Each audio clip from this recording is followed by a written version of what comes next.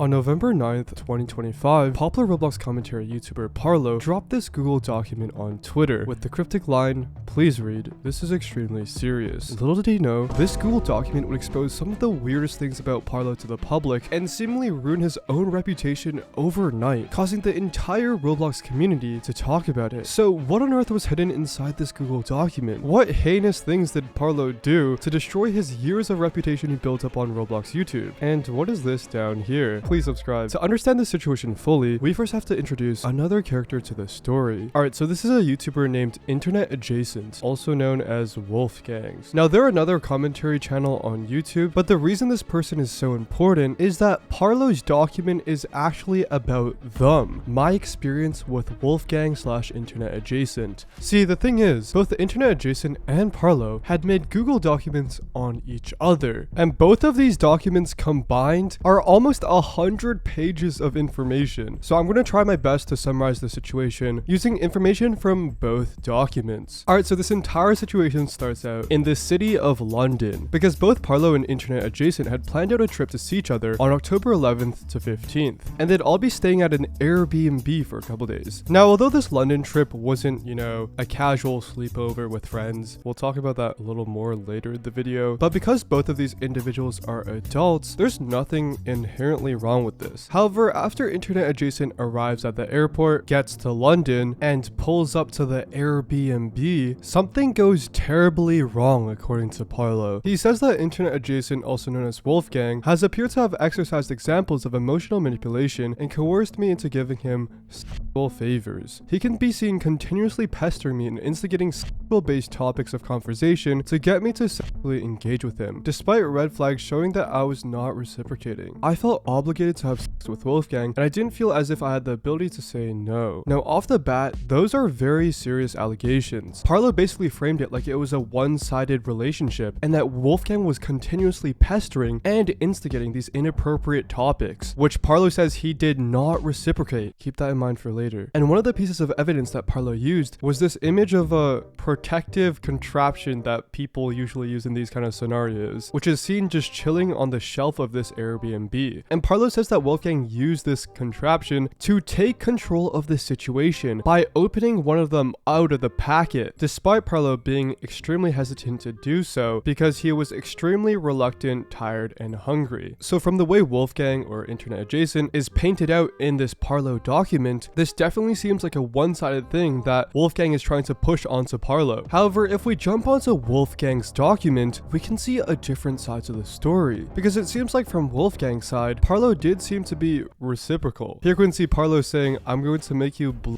as quick as humanly possible. You have no idea." Here, Internet Adjacent asked him, "Sex tonight or no?" And Parlo responds, "Yeah." Internet Adjacent says, "When do you want to do it?" And Parlo says, "Before food." "How long do you want to do it for?" Here's another instance where Internet Adjacent asks Parlo, "Do you want me to blow you before or after the club?" And Parlo says, "Before, I think." And when Internet Adjacent says, "Come in here," Parlo says, "I do want my p sucked, I can't lie. I might be a little horny, but you have to be delicate." These aren't messages from someone being or they're from someone who's fully aware and willing. And finally, regarding the image of the protective device that Parlo said Wolfgang used to take control of the situation, Wolfgang said, "After we did stuff for a while, I did pose the question if he wanted to go all the way since we already had a protective device." Parlo said at first he was down, so I took it out, and that was when he said he was actually too tired to do anything like that night, to which Wolfgang told him that was fine. Protective device was put on the shelf, and that's where it was the entire trip. So it seems like when Parlo said that he was too tired to do anything, Wolfgang seems to have followed through by that and respected it by saying it was fine and just leaving the protective device on the shelf. On top of all this, Internet Adjacent says he also checked up on Parlo afterwards, saying, "Hope you had fun last night, heart emoji." And Parlo says, "I did, X." He even admitted that there was never any clear communication of him saying no.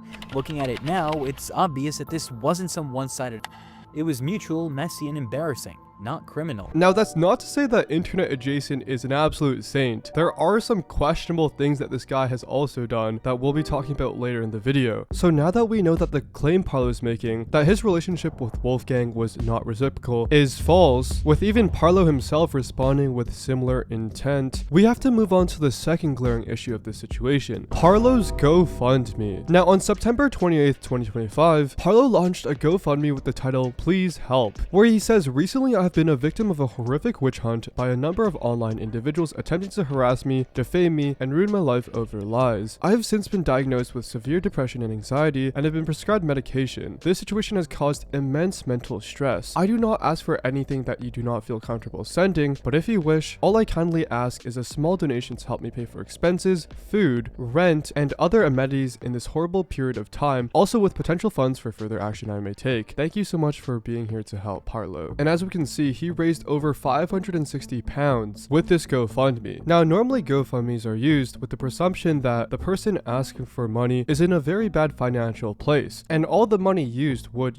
go to your bare necessities, as Parlo says, expenses, food, and rent, just basic human needs. Additionally, ideally you'd have some sort of financial budget or, plan to, use and save as much money as possible. But as we find out in Wolfgang or Internet Adjacent's document, that was not the case. Because according to Wolfgang, it was only a week after he created a GoFundMe literally begging to pay for food and bills that he sent me $1,000 in order to pay for my plane ticket to London. And here we can see the transaction of that. And Parlo even admits this in his own document, saying, "I paid for his plane ticket, which was over $1,167.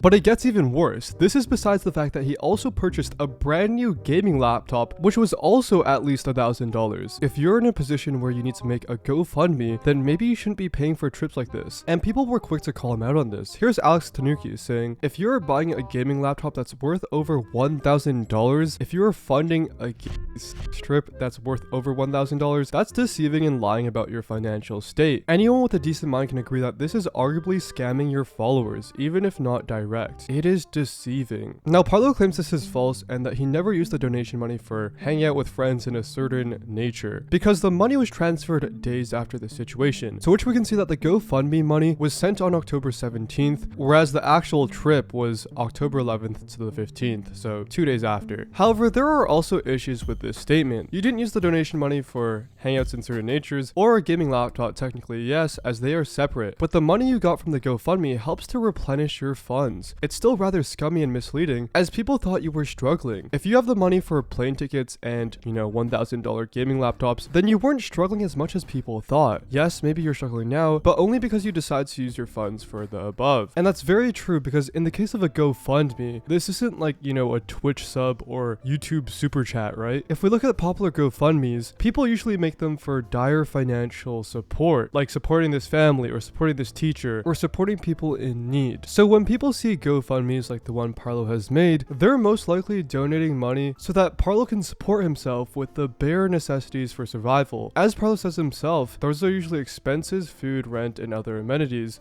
But with this call for financial help, Parlo also has the responsibility of making sure that these funds that are donated to him by helpful people all around the world, plus all the funds that he already has, do not get mismanaged and used for things, again, aside from the bare essentials for survival. And I mean, spending $1,000 to have Wolfgang, aka Internet Adjacent, to pull up to London doesn't really seem essential to me. Parlo tries to counter this by saying, all the money garnered went specifically to uni accommodation and food. Okay, but intent or not, you still made the financial decision to put at least $1,000 into a plane ticket, plus $1,000 for the gaming laptop. Why? That money could help you now. On top of all this financial mismanagement, in Guamgo's video, we can see that Parlo also seems to have neglected the editors on his channel. He hadn't paid his editors in almost 5 months and was still asking friends like me to handle his work for free. And for me personally, I don't have an editor, but I do know that editing fees for YouTube videos can add up fast. And if Parlo hasn't paid his editor in 5 months, that could be hundreds of dollars of unpaid labor. And that just makes all the other non-essential spending that Parlo's doing unjustifiable. If you're a teen or a young adult, I highly recommend you downloading a free budget planner like Buddy, not sponsored, weird, but any free app like this where you can manually add and track your expenses and break them down into budgets is extremely helpful to keep you accountable and gives a brutally honest view into your own financial situation so that you don't end up spending $1,000 on a plane ticket to fly out Wolfgang. Now, speaking of Wolfgang, he isn't clean from this situation either. There are a couple other things that Parlo claims against Wolfgang. Wolfgang had seen that this person had just recently turned 18 and then 2 days later proceeded to get sexual in their DMs, sending unsolicited nudes. Parlo also says that he has a history of inappropriate allegations and baiting, and I mean, looking at the photos that Wolfgang is sending in Discord chat, it's very clear that he's not exactly normal either. Parlo also says that they have an infatuation with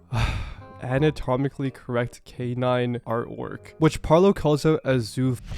To which internet adjacent responds with, "Dude, I could go to the store and buy a similar shaped thing like that right now." The rest of this conversation is just a lost cause. They go on to talk about terrible things about animal body parts that I don't want to get into. One more thing that Parlo brings up in this situation against Wolfgang is that he said Wolfgang told me to use a purple glitter banana looking device he provided called the Cinderella, which when I inserted into a certain area hurt and was rather uncomfortable, but I did it regardless just to satisfy Wolfgang. Wolf also got up all in the fingers in Parlo without his permission, and it hurt and was extremely uncomfortable, to which I abruptly used my body language to move. Now, if true, that is also really weird behavior by Wolfgang, pulling out the Cinderella. I searched Wolfgang's entire document and he never brings this situation up, so as of right now we really don't know the entire context of this situation. However, for some reason, Parlo has officially changed his Twitter banner to